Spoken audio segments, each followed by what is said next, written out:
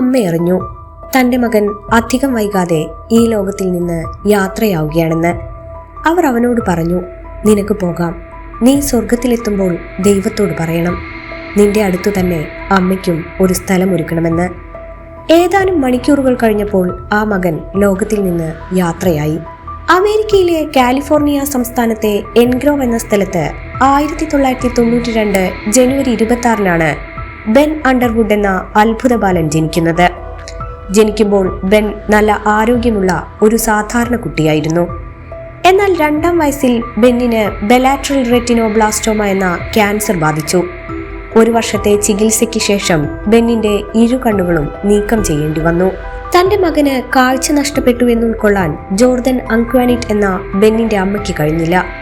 കണ്ണുകൾ നീക്കം ചെയ്തതിനു ശേഷം ആശുപത്രി കിടക്കയിൽ വെച്ച് അമ്മേ, എനിക്കൊന്നും കാണാൻ കഴിയുന്നില്ല എന്ന് പറഞ്ഞു കരഞ്ഞ ബെന്നിന്റെ കൈ തന്റെ മുഖത്ത് ചേർത്ത് വെച്ച് ആ അമ്മ പറഞ്ഞു, നിനക്ക് കൈകൾ കൊണ്ട് കാണാൻ കഴിയും.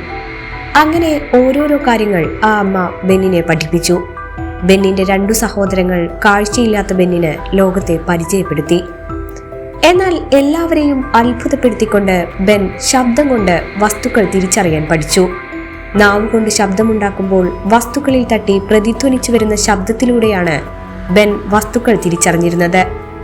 എക്കോലൊക്കേഷൻ എന്ന തന്റെ കഴിവുപയോഗിച്ചുകൊണ്ട് തന്റെ പ്രായത്തിലുള്ള കുട്ടികൾ ചെയ്യുന്ന എല്ലാ കാര്യങ്ങളും അനായാസം ചെയ്യാൻ ബെന്നിന് കഴിയുമായിരുന്നു.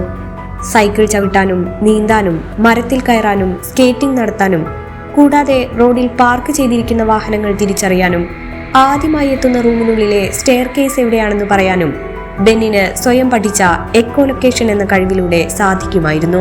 ചുരുക്കത്തിൽ ബെൻ ചെവികൾ കൊണ്ട് കണ്ടു എന്ന് പറയാം.